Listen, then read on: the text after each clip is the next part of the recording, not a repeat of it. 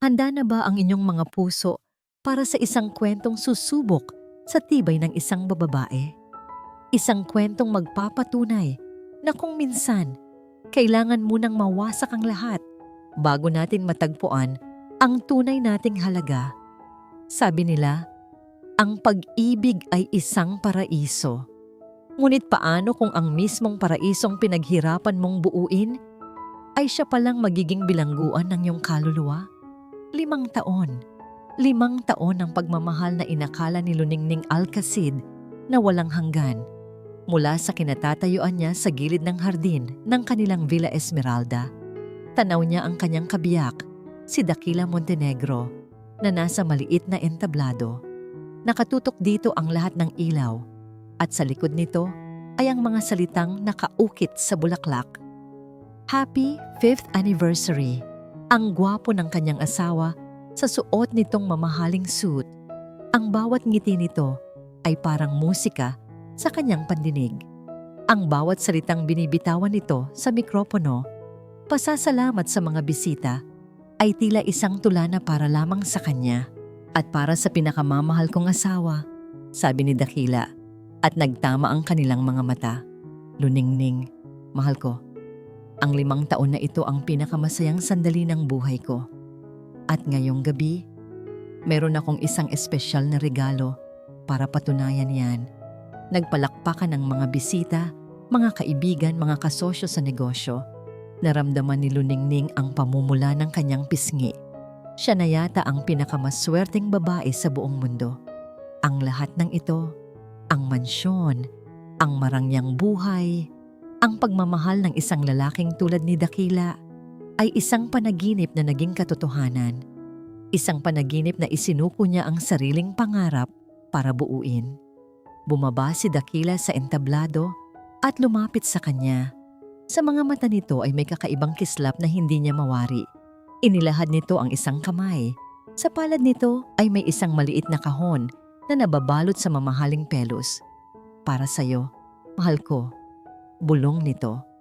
Nanginginig ang mga kamay ni Luningning habang tinatanggap ang regalo. Inaasahan niya ang isang kwintas na diamante o marahil ay isang mamahaling singsing. Dahan-dahan niyang binuksan ang takip. Ngunit hindi kumikinang nahiyas ang laman niyon. Isang malamig na susi. At sa ilalim nito, nakatupi ang ilang piraso ng papel. Nawala ang nangiti sa kanyang mga labi. Naguguluhang tiningnan niya si Daquila. Ano? Ano ito, Daki? Ang nangiti sa mukha ni Daquila ay biglang naglaho. Napalitan ng isang malamig at kalkuladong ekspresyon. Isang susi para sa bago mong apartment at mga dokumento para sa annulment natin. Ang bawat salita ay parang isang punyal na bumaon sa kanyang puso. Ang ingay ng kasiyahan sa paligid ay biglang naging isang ugong na walang kahulugan. Ang mga ilaw ay tila lumabo. Ano? Anong sinasabi mo? Hirap niyang tanong. Ang boses ay halos hindi lumabas. Simple lang, Luningning, sabi ni Daquila. Walang bakas ng kahit anong emosyon. Tapos na tayo. Lahat ng ari-arian. Ang bahay na ito. Ang mga kumpanya na ilipat ko na sa pangalan ko. Salamat sa tiwala mo. Hindi makapaniwala si Luningning sa kanyang naririnig. Ito ba ang lalaking minahal niya? Ang lalaking pinagsilbihan niya sa loob ng 5 taon? At noon, mula sa likuran ni Daquila ay lumitaw ang isang babae. Nakasuot ito ng isang hapit na pulang bestida at ang mga labi nito ay may mapanuksong na ngiti. Si Silacbo Reyes, ang bago nitong sekretarya. Luningning, sabi ni Daquila, na ngayon ay inakbayan na si Silacbo. Ipakikilala ko sa iyo si Sil. Siya na ang bagong may-ari ng lahat ng ito. Ipinakita ni Silacbo ang isang malaking singsing na diamante sa daliri nito. Ang singsing na dapat sana ay para sa kanya. Ang 10 taong anibersaryo nila. Isang tawa ang kumawala sa lalamunan ni Luningning. Isang tawang puno ng sakit at kawalan ng pag-asa. Sinubukan niyang sampalin si Daquila. Ngunit mabilis na nahawakan nito ang kanyang kamay. Ang pagkakahawak nito ay mahigpit, masakit. Huwag kang gagawa ng eksena, mariin nitong sabi. Sapat lang para marinig niya. Mga gwardiya. Dalawang unipormadong lalaki ang mabilis na lumapit. Ang mga bulungan ng mga bisita ay nagsimula ng maging malakas na usapan. Ang mga tingin nila ay puno ng awa, ng paghusga. Ang kahihiyan ay parang isang kumot na bumalot sa kanyang buong pagkatao. Hindi, hindi niyo to magagawa sa akin. Sigaw niya habang sa pilitan siyang kinakaladkad ng mga gwardya palayo sa gitna ng kasiyahan. Bahay ko to. Akin ang lahat ng ito. Ngunit walang nakinig. Walang tumulong. Si Dakila ay tumalikod na. Abala sa pag-aasikaso kay Silakbo. Tinalikuran siya na parang isa lamang siyang basura na kailangang itapon. Itinulak siya ng mga gwardiya palabas ng malaking tarangkahan ng Villa Esmeralda. Ang bakal na gate ay nagsara ng may malakas na kalabog. Isang tunog na nagsasara rin sa buo niyang buhay. Kasabay ng pagsara niyon ay ang pagpatak ng ulan.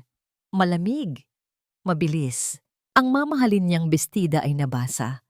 Ang kanyang buhok ay nagulo. Napaluhod siya sa basang semento. Ang katawan ay nanginginig hindi dahil sa lamig, kundi dahil sa sakit na dumudurog sa kanyang puso.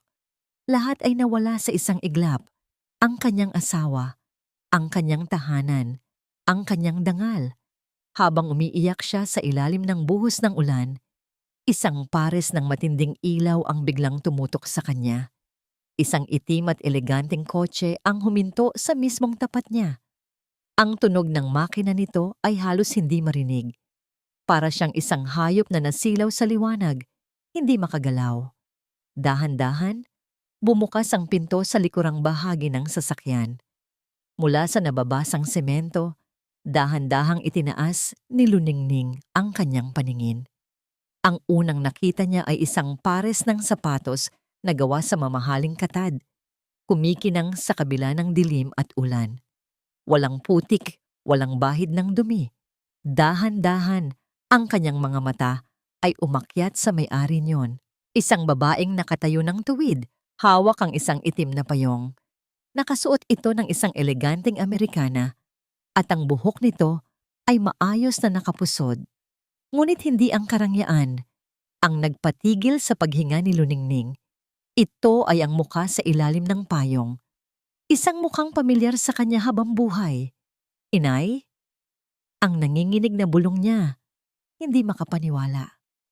Anong ginagawa ninyo rito? Ang kanyang ina, si Dayang Hirang Sandoval, ang simpleng babae mula sa probinsya. Ang inang laging nakasuot ng duster at tsinelas. Ang inang laging nagpapadala sa kanya ng mga gulay at prutas. Ngunit ang babaeng nasa harap niya ngayon ay ibang-iba. Ang tindig nito ay puno ng awtoridad. At ang mga mata nito ay kalmado ngunit may talim. Walang bakas ng awa sa kalagayan niya. Tumayo ka riyan, Luningning. Utos ng kanyang ina. Ang boses ay matatag at walang bahid ng pag-aalala. Huwag mong hayaang makita kanilang ganito kadungis. Sumakay ka. Walang lakas na tumutol, nagpatulong si Luningning sa driver ng sasakyan na kanina pa tahimik na nakatayo sa gilid. Pagpasok niya sa loob, isang ibang mundo ang sumalubong sa kanya. Ang amoy ng mamahaling leather, ang banayad na ilaw, ang katahimikan, malayo sa ingay ng ulan at ng nagdurugo niyang puso.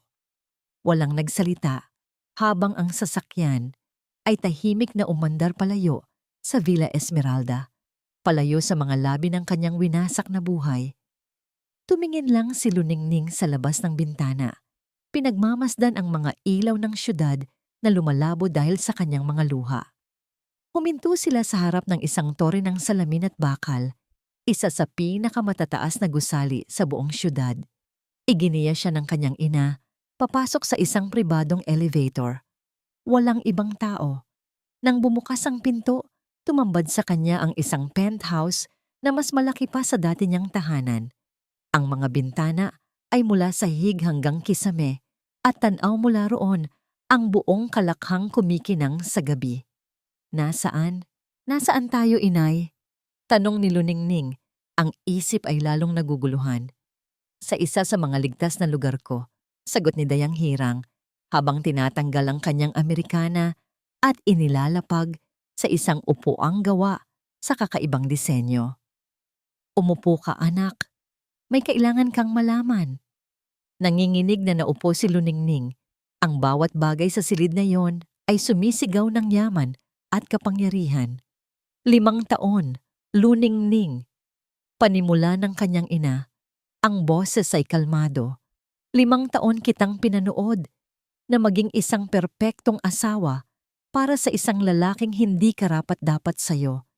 5 taon kong itinago kung sino talaga ako. Ibinuhos ni Dayang Hirang ang 2 baso ng tubig. Itinago ko ang lahat ng ito para maranasan mo ang isang normal na buhay.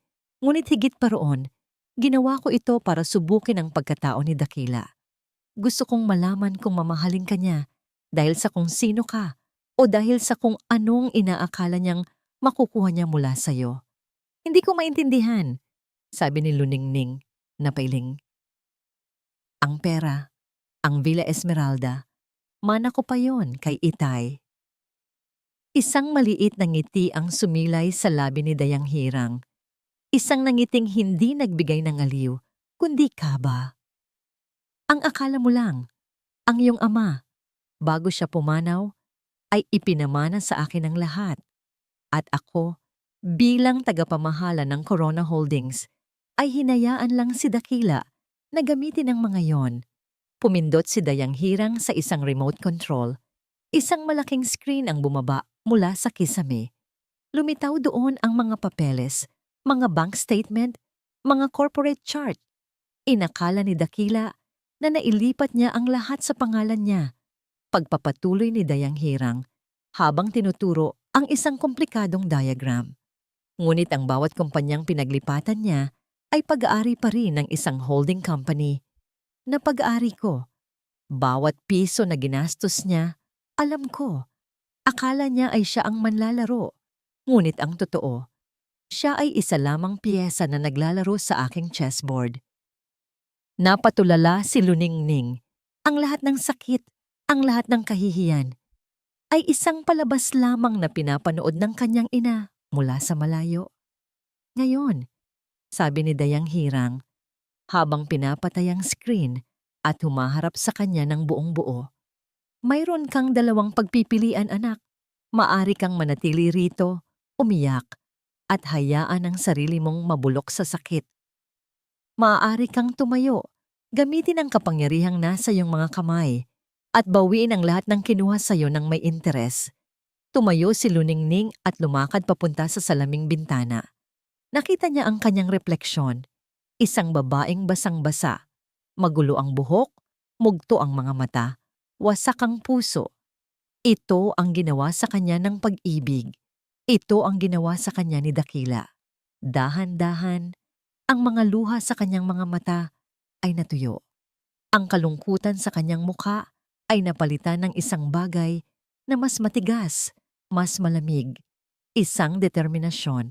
Humarap siya sa kanyang ina at sa unang pagkakataon, nakita ni Dayang Hirang ang kislap ng isang Sandoval sa mga mata ng kanyang anak. Ano ang plano? Tanong ni Luningning. Ang boses ay hindi na nanginginig. Ngumiti si Dayang Hirang, isang tunay na ngiti sa pagkakataong ito. Lumapit siya sa isang drawer at kumuha ng isang manipis na folder. Iniabot niya ito kay Luningning. Simula bukas, sabi ng kanyang ina. Si Luningning Alcacid ay pansamantalang maglalaho. Isang babaeng nasaktan, isang babaeng talunan. Mula bukas, ikaw ay tatawagin sa ibang pangalan. Binuksan ni Luningning ang folder. Isang bagong pasaporte, isang bagong pagkakakilanlan. Heto ang simula ng iyong bagong buhay. 2 linggo ang lumipas. Ang ingay ng syudad ay napalitan ng ugong ng mga alon. Ang malamig na salamin ng penthouse ay napalitan ng mainit na kahoy ng isang maliit na kapihan. para sa mundo. Si Luningning Alcacid ay naglaho na. Ang babaeng naririto ngayon sa harap ng dagat, sa poblasyon ng Payapa, ay si Liway, isang manunulat na naghahanap daw ng inspirasyon at katahimikan. Ang kafe mahinahon. Ang pangalang pinili ng kanyang ina ay isang maliit na pwesto na may tanawin ng asul na karagatan. Ito ang kanyang naging entablado. Ang kanyang uniforme, simpleng bestida at sinelas. Dito, malayo sa mga mapanghusgang mata ng alta sosyedad, sinimulan niyang buuin ang kanyang bagong pagkatao. Sa unang araw ng pagbubukas ng kapihan, natagpuan niya ang sarili na mas ninenerbiyos pa kaysa noong humarap siya sa daan-daang bisita sa kanyang kasal. Dati, isang kumpas lang ng kamay niya ay may magseserbisyo na sa kanya. Ngayon, siya na ang kaharap ng isang espresso machine na tila may sariling isip. Ayan na, bulong niya sa sarili habang pilit na isinasalpak ang portafilter. Sa sobrang diin, kumalat ang coffee grounds sa sahig. Napabuntong hininga siya. Isa itong ganap na kalamidad. Tumunog ang maliit na kampana sa itaas ng pinto. Hudyat na may pumasok na customer. Agad na pinunasan ni Liway ang kanyang mga kamay sa apron at humarap ng may pilit na ngiti. Isang lalaki ang nakatayo roon, nakasuot ng simpleng puting t-shirt at maong. May dala itong leather-bound na sketchbook. Ang buhok nito ay bahagyang magulo dahil sa hangin mula sa dagat. At ang ngiti nito ay simple at totoo. Magandang umaga, bati ng lalaki. Ang boses ay kalmado at malalim. Ako na yata ang una ninyong customer. Oo, pasensya na, medyo magulo pa, sabi ni Liway, nahihiya. Ayos lang yan, ganyan talaga sa simula, sabi ng lalaki, lumapit sa counter. Isang kapeng barako, miss, yung matapang. Habang nagtitimpla, hindi maiwasan ni Liway na maramdaman ang mga mata nito na pinagmamasdan ang bawat kilos niya. Nang iabot niya ang tasa, nanginginig ang kanyang kamay at bahagyang natapon ang kape. Naku, pasensya na ulit, sabi niya. Pakiramdam may isa siyang hangal. Ngumiti lang ang lalaki. Huwag kang mag-alala. Ang pangalan ko nga pala ay Sinag. Sinag del Mundo. Isa akong arkitekto. Ako ang nagdisenyo ng resort sa dulo ng bayang ito. Liway, pakilala niya. Liway, ulit ni Sinag na parang tinitikman ng pangalan. Alam mo, may mungkahi ako. Mas maganda siguro kung ililipat niyo yung mesa na yon malapit sa bintana para mas masarap magkape habang nakatingin sa dagat. Isang simpleng mungkahi, ngunit para kay Liway, ito ang unang pagkakataon sa loob ng maraming taon na may isang taong kinausap siya hindi dahil sa kanyang pera o apelyido. Sa mga sumunod na araw, naging regular na customer si Sinag. Uupo siya sa paborito niyang pwesto sa tabi ng bintana, magdodrawing sa kanyang sketchbook at paminsan-minsan ay makikipagkwentuhan kay Liway. Ang presensya niya ay nagbigay ng kakaibang kapayapaan sa magulong mundo ni Liway. Isang hapon, habang nagpupunas si Liway ng mga mesa, isang pamilyar na tunog ang kanyang narinig. Ang ugong ng isang mamahaling makina, isang itim na European car, ang dumaan sa harap ng kapihan, halos kapareho ng sasakyan ni Dakila. Sa isang iglap, bumalik ang lahat. Ang sakit, ang kahihiyan, ang pagtataksil. Nabitawan niya ang basong hawak niya at nabasag ito sa sahig. Ang kanyang paghinga ay bumilis at ang kanyang mga kamay ay nanlamig. Liway, okay ka lang. Nandoon si Sinag, mabilis na lumapit sa kanya. Nakita nito ang panginginig ng kanyang mga kamay. Ngunit imbes na magtanong, kumuha ito ng walis at dustpan. Hayaan mo na yan, sabi ni Sinag sa mahinahong boses. Alam mo ba, noong unang beses kong magtayo ng bahay, gumuho ang isang pader. Sabi ng foreman ko, arkitekto, minsan kailangan mo nang may mabasag bago mo makita kung saan ka nagkamali. Tumingin si Liway sa kanya. Ang simpleng kwento nito ay tumama sa puso niya. Dahan-dahan, kumalma ang kanyang paghinga. Tinulungan niya itong maglinis. Nang gabing iyon, pagkatapos magsara ng kapihan, umupo si Liway sa dilim. Ang insidente kanina ay isang paalala na hindi siya maaaring maging kampante. Maya-maya, umilaw ang kanyang telepono. Isang mensahe mula sa isang numerong hindi nakarehistro. Ang code na itinakda nila ng kanyang ina. Ang unang alon ay darating bukas. Maging handa ka. Napapikit siya ng mariin. Ang kapayapaang nararamdaman niya ay isang ilusyon lamang. Ang digmaan ay magsisimula na. Kinabukasan habang papalubog na ang araw, bumalik si Sinag, ngunit hindi para magkape. Naiwan ko yata yung sketchbook ko kahapon, sabi nito, bahagyang nahihiya. Nakita ni Liway ang sketchbook sa ilalim ng mesa. Iniabot niya ito. Heto. Salamat, sabi ni Sinag. Huminto ito saglit sa may pinto. Tila nag-aalangan. Liway, aalis na sana ako, pero gusto mo bang maglakad mamaya sa dalampasigan para maipakita ko sa iyo ang tunay na ganda ng poblasyon ng Payapa kapag takip silim? Napatitig si Liway sa kanya. Isang simpleng paanyaya, isang alok ng katahimikan. Ngunit para sa kanya, ito ay isang panganib. Ang pagtitiwala sa isang lalaki ang nagwasak sa kanya. Sa unang pagkakataon pagkatapos ng matagal na panahon, naramdaman niya ang isang kislap ng saya at kasabay niyon ay ang matinding takot. Maari ba siyang magtiwala ulit kahit isang beses lang? Sa loob ng kanyang opisina na napapalibutan ng salamin at bakal, pakiramdam ni Dakila Montenegro ay siya ang hari ng mundo.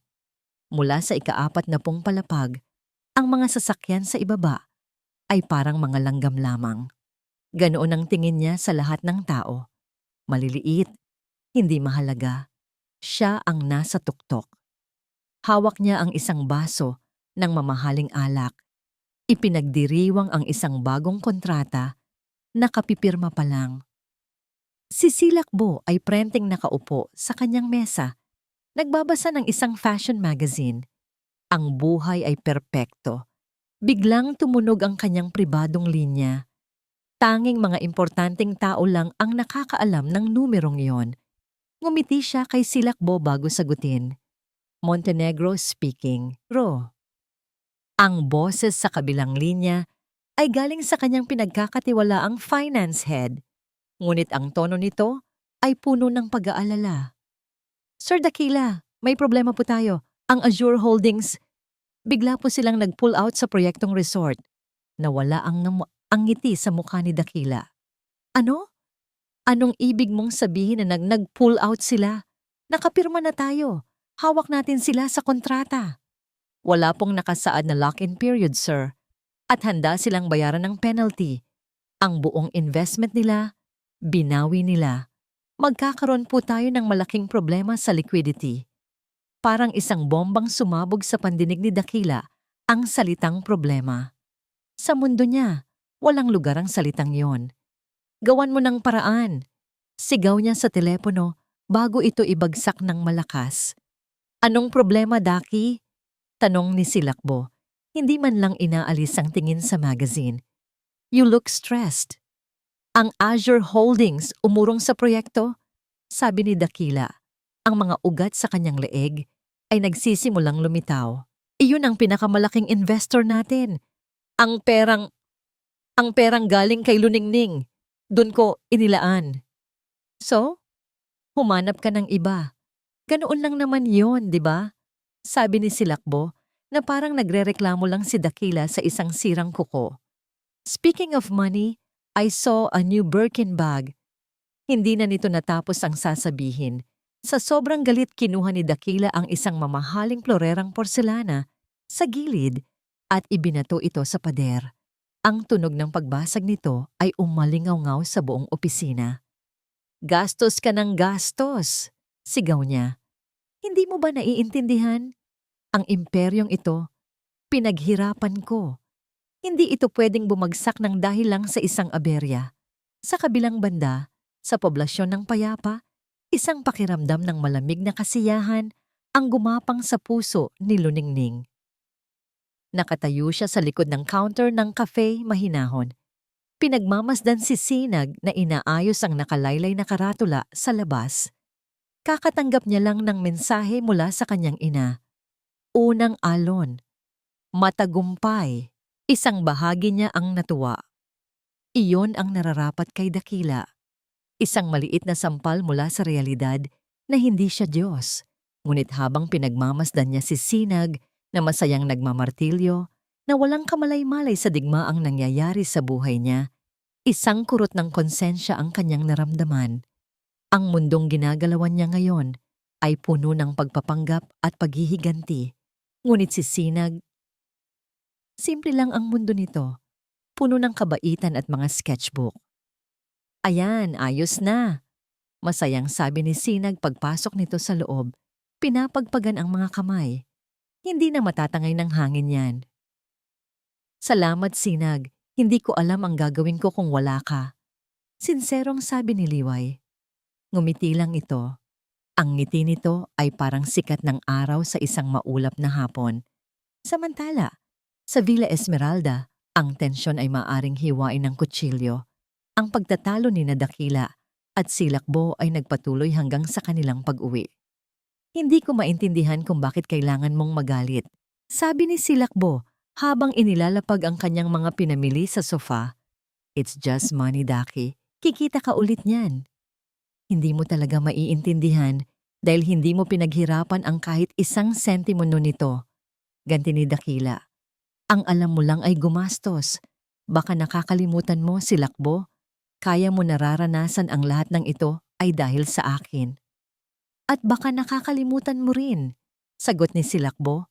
Ang boses ay tumaas na rin. Na iniwan ko ang lahat para sa'yo. At ipinangako mo sa akin ang mundo. Ito na ba yon? Isang lalaking nagrereklamo dahil sa isang nawalang investor? Ang dating matamis na pagtitinginan ay napalitan ng mapanumbat na mga titig. Ang unang lamat sa kanilang perpektong relasyon ay nagsimula nang lumitaw. Kinagabihan, bago magsara ng kapihan si Liway, bumalik si Sinag. May dala itong isang maliit na paso na may bagong usbong na halaman. Ano yan? Tanong niya.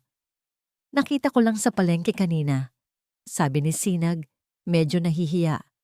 Inilapag niya ito sa counter. Naalala ko kasi, sabi mo gusto mong maging bago ang lahat. Naisip ko, kailangan ng bawat bagong simula ng isang bagay na lumalago. Napatitig si Liwais sa maliit na halaman. Isang simpleng regalo, pero tumagos iyon sa puso niya. Salamat, Sinag. Ang ganda. Walang anuman, sabi nito. Sige, mauna na ako. Nang aabutin na sana ni Liway ang paso, nagdampi ang kanilang mga kamay. Isang kuryente ang tila dumaloy sa kanyang buong katawan. Isang init na matagal na niyang hindi naramdaman. Ngunit kasabay ng init na yon ay ang lamig ng takot. Mabilis niyang binawi ang kanyang kamay. Napansin iyon ni Sinag. Ngunit ngumiti lang ito nang tipid at tumalikod na. Naiwan si Luningning na nakatitig sa halaman.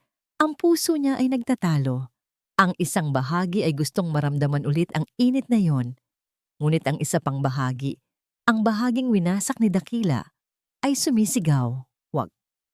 Huwag kang magtitiwala ulit. Ang mga sumunod na linggo sa poblasyon ng Payapa ay naging isang pangarap para kay Liway. Ang sakit ng nakaraan ay dahan-dahang napapalitan ng kapayapaan na hatid ng bawat pagsikat ng araw at ng simpleng presensya ni Sinag. Isang gabi, pagkatapos ng isang mahabang araw sa kapihan, niyaya siya ni Sinag na maglakad sa dalampasigan. Ang buwan ay bilog at maliwanag, at ang mga alon ay tila bumubulong ng mga lihim. Ang ganda rito, sabi ni Liway habang dinadama ang malamig na buhangin sa kanyang mga paa. Parang ibang mundo. Ito ang mundo ko, sagot ni Sinag. Ang mga mata ay nakatingin sa karagatan. Simple, tahimik, walang itinatago. Ang huling mga salita ay tumama kay Liway. Walang itinatago. Samantalang ang buong pagkatao niya ay isang malaking kasinungalingan.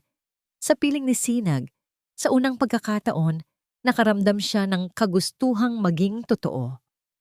Sinag, panimula niya, ang boses ay mahina. May mga bagay sa nakaraan ko na, "Shh!"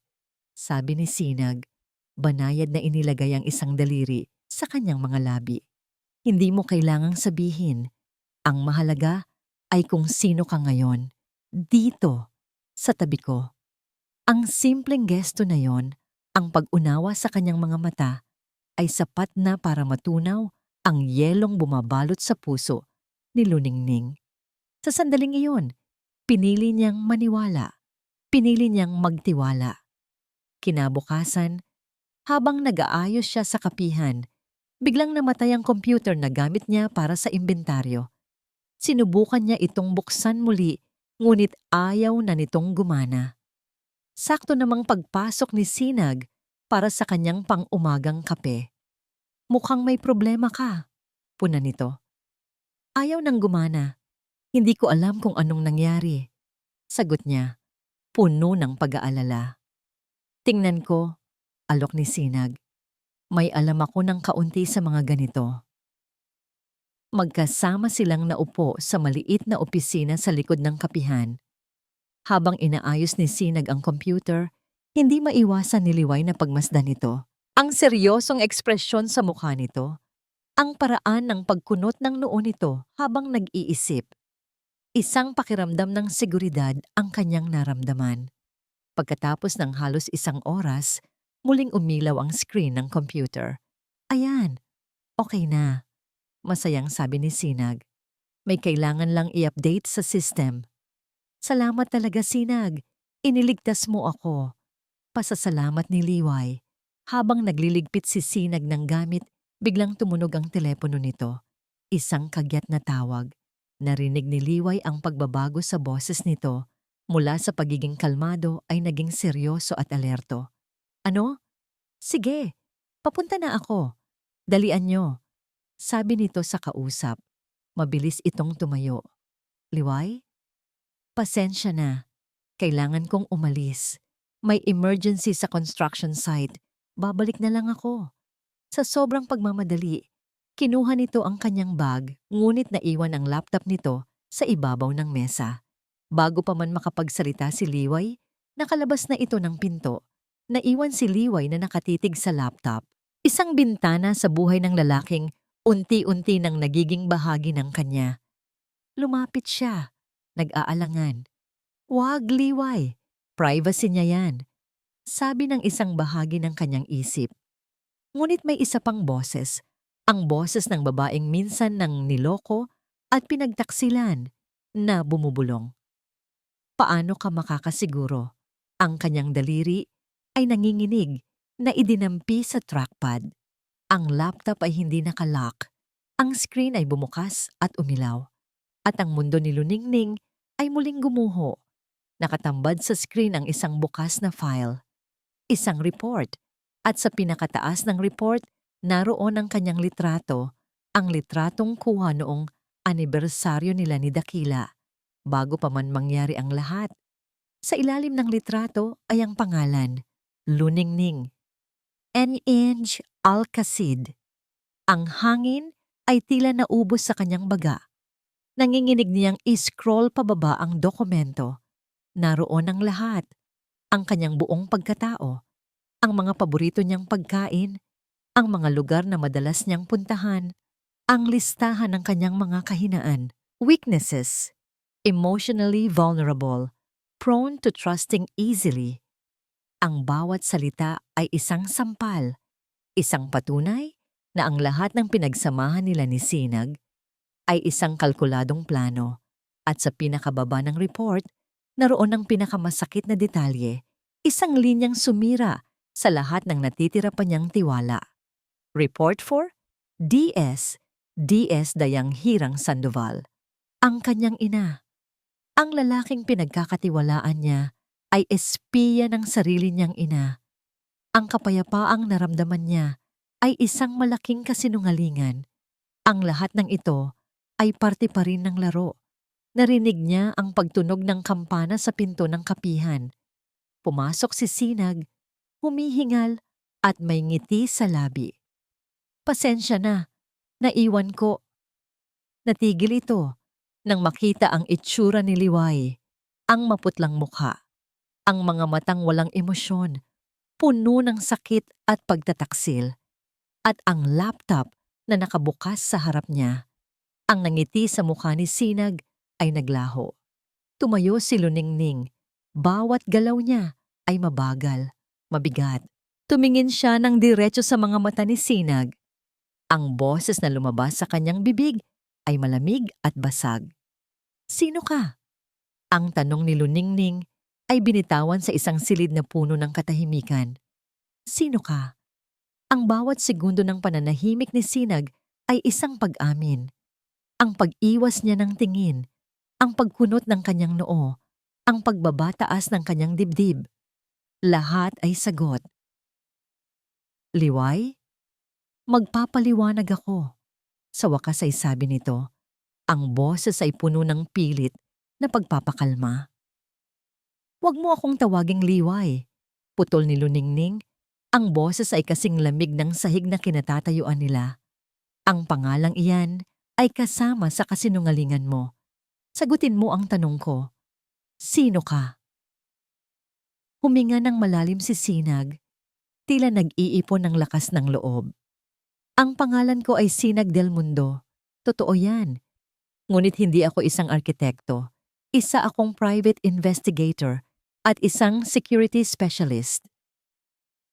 Isang tawang walang saya ang kumawala sa mga labi ni Luningning. Investigator at hinirika ng aking ina. Hindi iyon isang tanong, kundi isang pag-aakusa. Tumango si Sinag. Ang mga mata ay puno ng pagsisisi. Oo, hinire niya ako para protektahan ka, para bantayan ka mula sa malayo, para siguraduhing ligtas ka habang isinasagawa ninyo ang plano. Proteksyon? Muling tumawa si Luningning.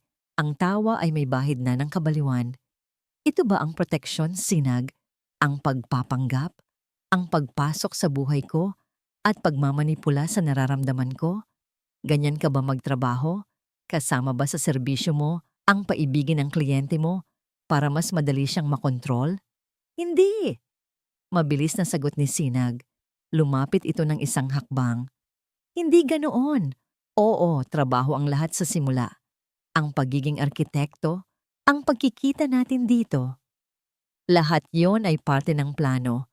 Pero ang mga sumunod na nangyari, ang mga pag-uusap natin, ang paglalakad sa dalampasigan, Liway, naging totoo ang lahat para sa akin. Huwag! Sigaw ni Luningning na paurong. Ang bawat salita nito ay lason. Ang bawat sinserong tingin ay isang insulto. Huwag mong gamitin ang mga alaala na yon para linisin ang pangalan mo. Isa kang magaling na artista, Sinag. Mas magaling ka pa kay Dakila.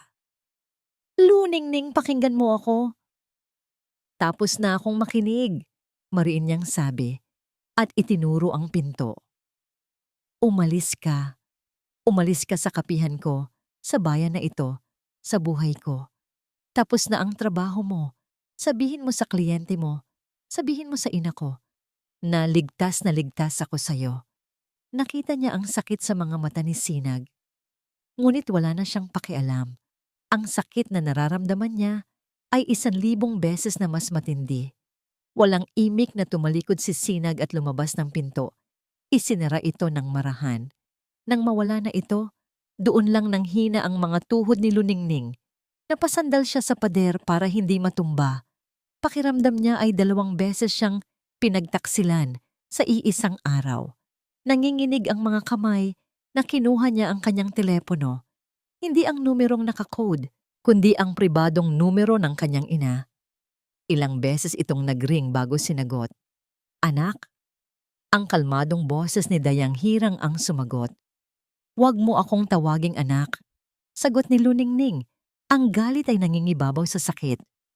Isa lang naman akong piyesa sa chessboard mo, hindi ba? Isa lang akong kasangkapan para sa paghihiganti mo. Hindi ko alam ang sinasabi mo.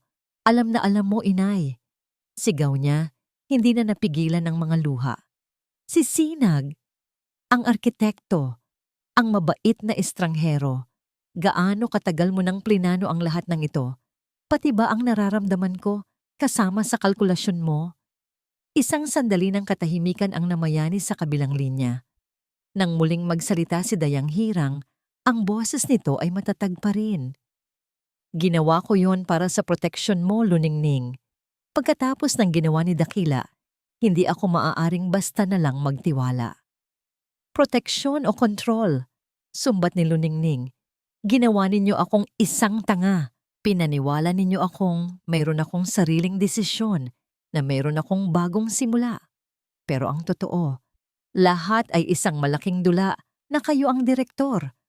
Ako ang bida, si Sinag ang katambal, at si Dakila ang kontrabida. Sabihin niyo sa akin, Inay, masaya ba kayo habang pinapanood ang palabas ninyo? Hindi ka isang kasangkapan, anak.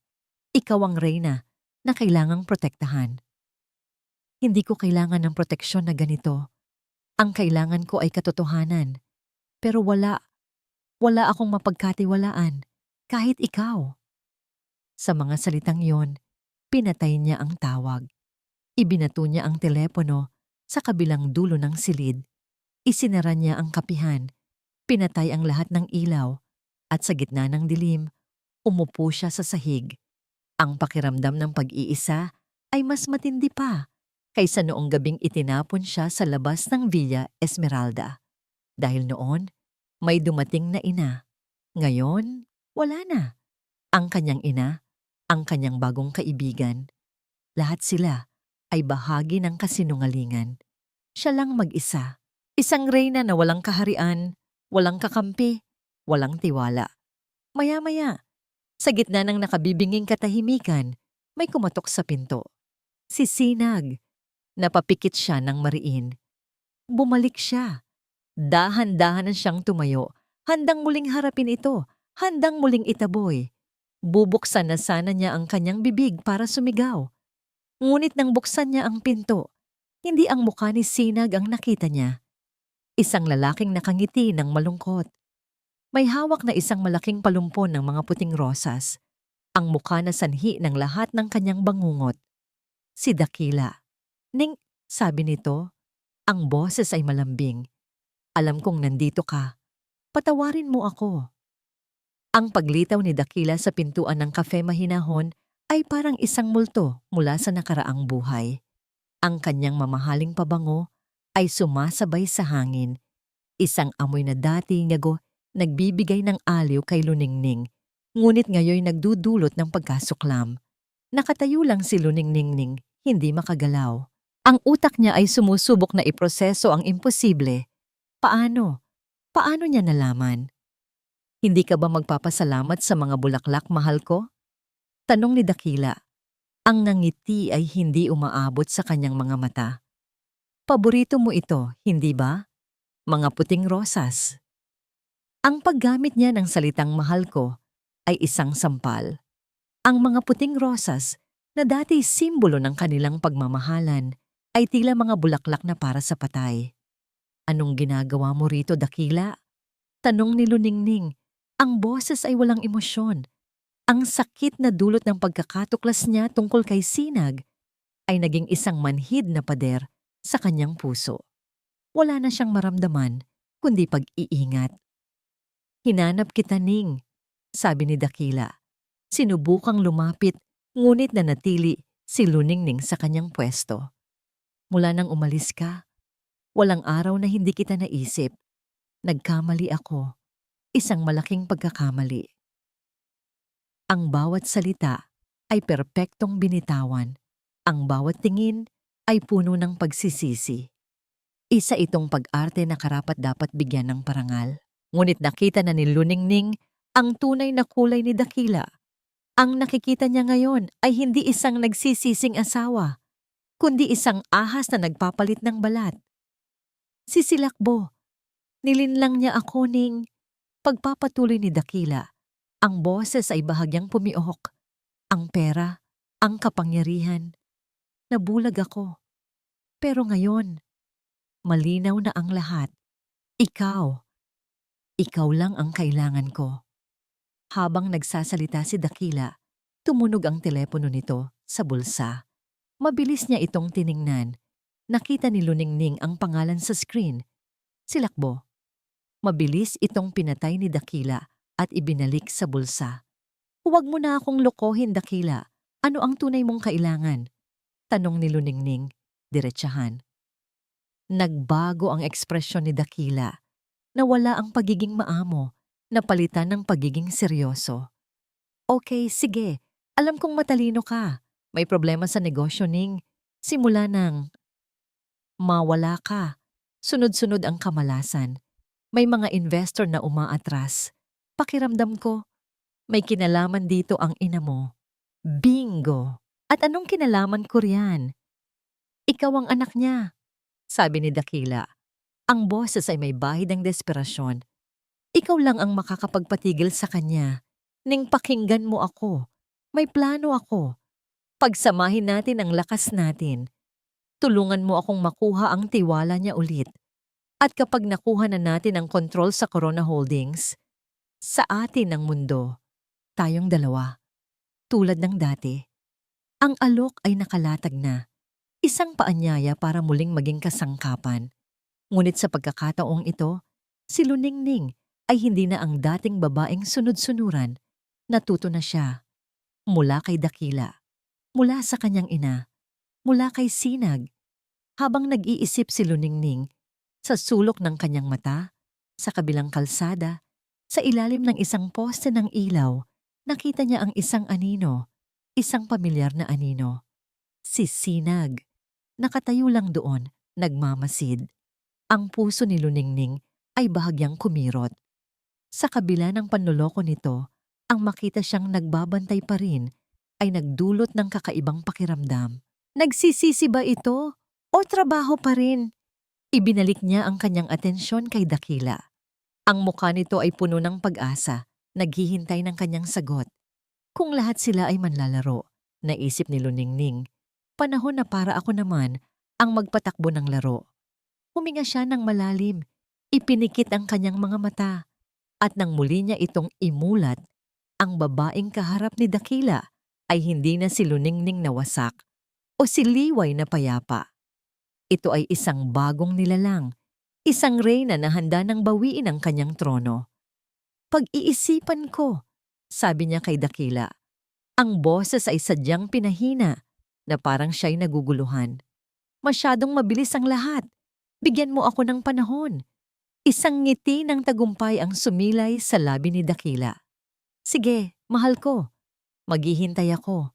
Alam ko namang hindi mo ako matitiis. Sa mga salitang yon, tumalikod ito at naglakad palayo. Puno ng kumpiyansa. Isinara ni Luningning ang pinto. Napasandal siya rito, ang puso niya ay bumibilis.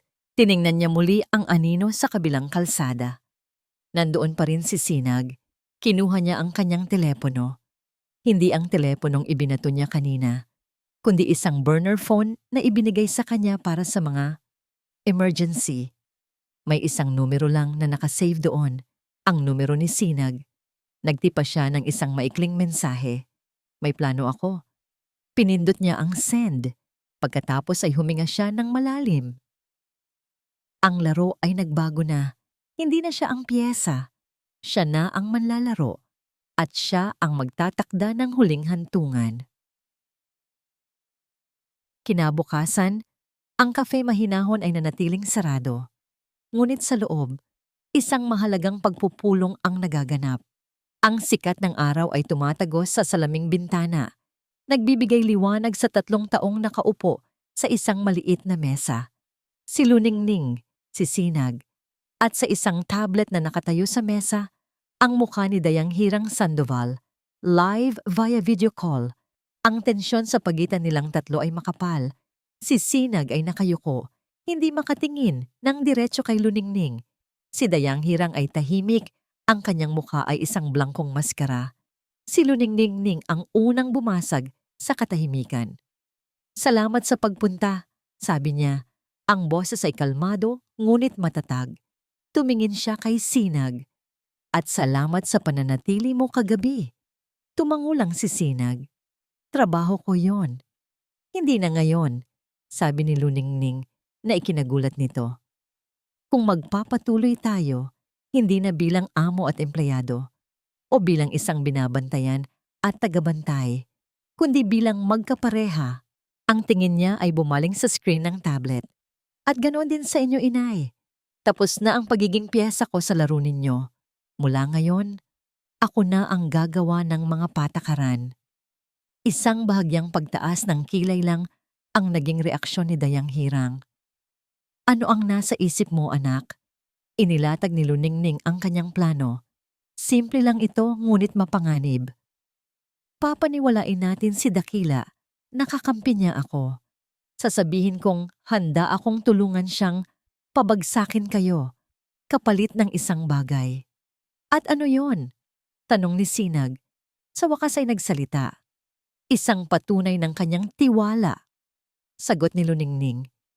Hihilingin ko sa kanya na ilipat ang lahat ng shares ng kumpanya niya sa isang bagong korporasyon na ako ang may-ari. Sasabihin kong ito ang tanging paraan para maprotektahan ang aming yaman mula sa inyo, inay. Isang legal na maniobra para kapag nagsimula na ang corporate war, ligtas na ang lahat ng pinaghirapan niya. Masyadong halata, sabi ni Dayang Hirang. Hindi ganoon katanga si Dakila. Magiging tanga siya kung ang kaharap niya ay ang babaeng minsan na niyang napaikot. Kumpiyansang sagot ni Luningning. Ang kahinaan ni Dakila ay ang kanyang ego. Ang paniniwala niyang mas matalino siya sa lahat, lalo na sa akin. Gagamitin natin yon laban sa kanya. Aasahan niyang pagkatapos ng lahat, ako naman ang magtataksil sa inyo para sa kanya. At doon siya magkakamali. Nagkaroon ng sandaling katahimikan habang pinoproseso ni Dayang Hirang at Sinag ang sinabi niya. Nakita ni Sinag ang isang bagong Luningning sa kanyang harapan. Hindi na ang biktimang kailangan ng proteksyon, kundi isang estratehista. Ako ang bahala sa legal na aspeto, sabi ni Dayang Hirang. Isang bahagyang nangiti ng paghanga ang sumilay sa kanyang labi. Gagawa ako ng isang kumpanyang hindi matutunton pabalik sa atin. At ako, sabi ni Sinag, tumingin ng diretso kay Luningning sa unang pagkakataon. Ako ang bahala sa seguridad. Sisiguraduhin kong mayroon tayong ebidensya ng bawat pag-uusap, bawat transaksyon. Kailangan natin ng pruweba ng kanyang intensyon na mandaya. Tumango si Luningning. Sa wakas, gumagalaw na sila bilang isang team. Ito ang pinakamahalagang bahagi, sabi niya. Ang tingin ay seryoso. Inay, kailangan kong lumabas sa publiko na galit ako sa inyo. Kailangan nating gumawa ng isang away na magiging usap-usapan. Isang away na makakarating kay Dakila at magpapatunay sa kanya na ako ay nasa panig na niya. Naiintindihan ko, sagot ni Dayang Hirang. Ihahanda ko ang lahat. Nang matapos ang tawag, naiwan si Luningning at Sinag sa kapihan. Luningning, panimula ni Sinag. Tungkol sa nangyari. Patawad. Tumingin si Luningning sa labas ng bintana, sa payapang dagat. Tapos na yon, Sinag. Ang mahalaga ay ang ngayon. May tiwala ka ba sa plano? Sa plano, oo. Pero ang tanong, may tiwala ka pa ba sa akin? Humarap si Luningning sa kanya. Ang mga mata niya ay malinaw. Walang bahid ng galit, tanging pag-unawa. Ang tiwala, Sinag, ay hindi na isang bagay na basta-basta kong ibinibigay. Kailangan na itong patunayan. Patunayan mo sa akin na tama ang desisyon kong pagkatiwalaan ka bilang kasosyo. Tumango si Sinag, tinanggap ang hamon. Kinagabihan, isinagawa ni Luningning ang unang hakbang. Tinawagan niya si Dakila gamit ang kanyang lumang numero.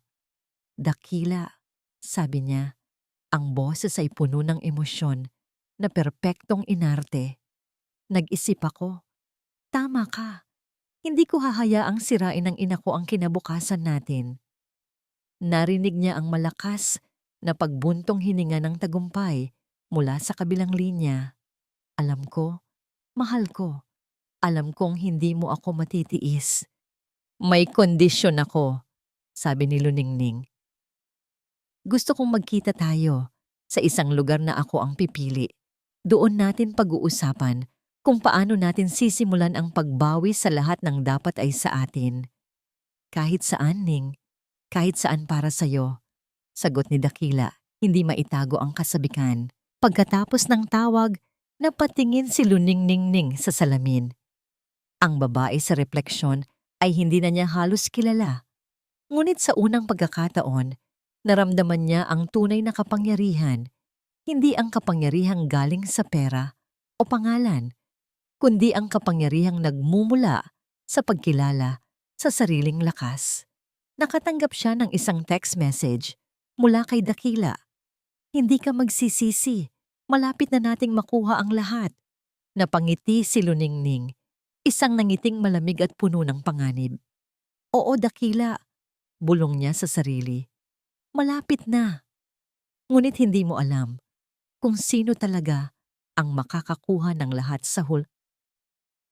Ang silid pulungan ay malamig at tahimik. Tanging ang maranyang kaluskos ng pluma ni Dakila sa papel ang maririnig. Nakaupo siya sa dulo ng isang mahabang lamesang gawa sa mahogany. Ang mukha ay nagliliwanag sa tagumpay. Bawat pirma niya ay isang hakbang palapit sa inaakala niyang ganap na kapangyarihan. Nasa tapat niya si Luningning, tahimik na nakaupo. Sa labas, isa siyang imahe ng katahimikan at pagsangayon, ang asawang sumusuporta sa kanyang kabiyak. Ngunit sa loob, ang puso niya ay isang tambol na naghahanda para sa digmaan. Ang bawat tibok nito ay isang bilang. 1, 2, 3. Heto na, mahal ko, sabi ni Dakila. Hindi inaalis ang tingin sa mga dokumento. Ang simula ng ating imperyo. Walang makakapigil sa atin. Sa wakas, inilapag nito ang pluma. Ang tunog ng paglapag nito sa mesa ay parang isang putok ng baril sa katahimikan. Tapos na. Ang lahat ng pag-aari niya, lahat ng kumpanya, lahat ng pinaghirapan niyang nakawin, ay legal nang nasa ilalim ng isang korporasyong pag-aari ni Luningning. Ang bitag ay nakahanda na. Ngumiti si Dakila, isang ngiting puno ng pagmamataas. Ngayon, ang ina mo na lang ang pro. Hindi na niya natapos ang kanyang sasabihin. Ang malaking pinto ng silid pulungan ay bumukas ng walang katok. Mula rito ay pumasok ang isang babae. Ang bawat hakbang ay puno ng awtoridad. Nakasunod sa kanya ang 2 lalaking nakasuit, mga abogado. Si Dayang Hirang Sandoval, napatayo si Dakila. Ang muka ay puno ng pagkabigla at galit.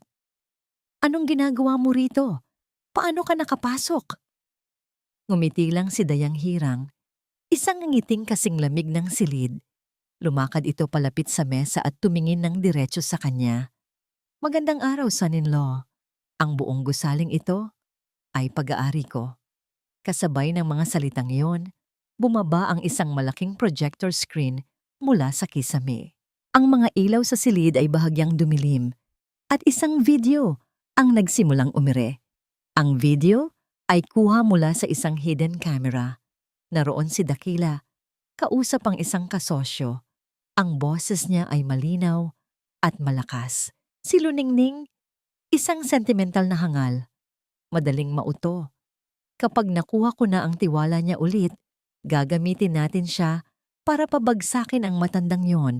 At kapag nasa atin na ang Corona Holdings, itatapon ko siya na parang basahan, tulad ng ginawa ko dati. Ang kulay sa mukha ni Dakila ay unti-unting nawala, napalitan ng maputlang kulay ng takot. Saan? Saan niyo nakuha yan? Illegal yan. Salamat sa tulong ni Ginoong Sinag del Mundo, sabi ni Dayang Hirang. Habang si Sinag ay lumalabas mula sa isang sulok ng silid, hawak ang isang recorder. Ikaw! Sigaw ni Dakila. Itinuro si Luningning. Nilinlang mo ako. Pinlano niyo ang lahat ng ito.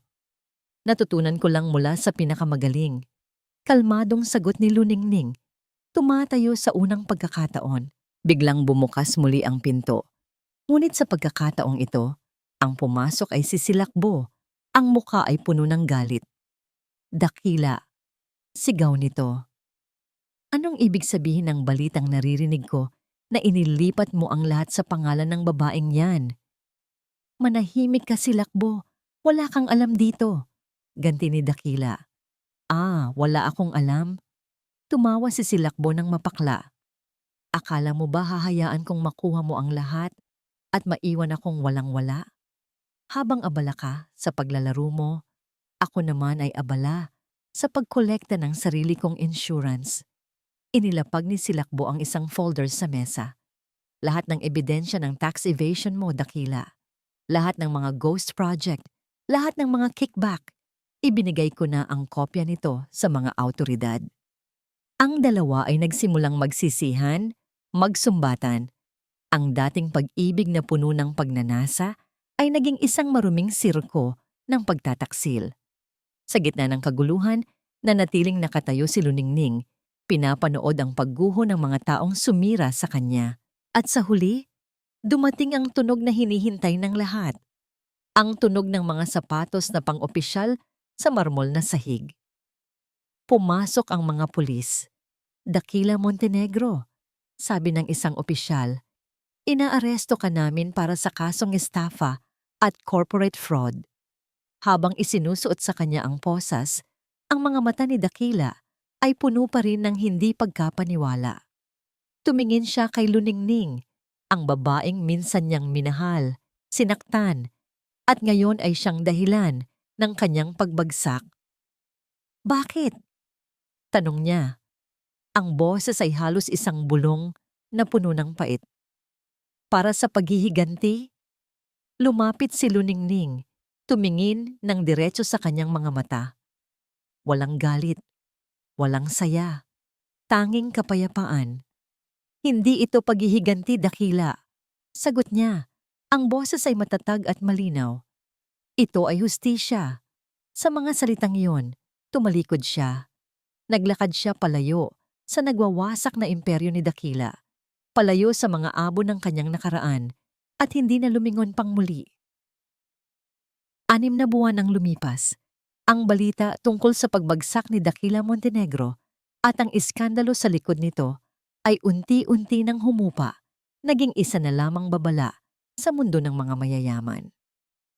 Si Dakila at Silakbo ay parehong humarap sa batas. Ang kanilang mga kapalaran ay nabalot sa mga legal na proseso na malayo na sa buhay ni Luningning.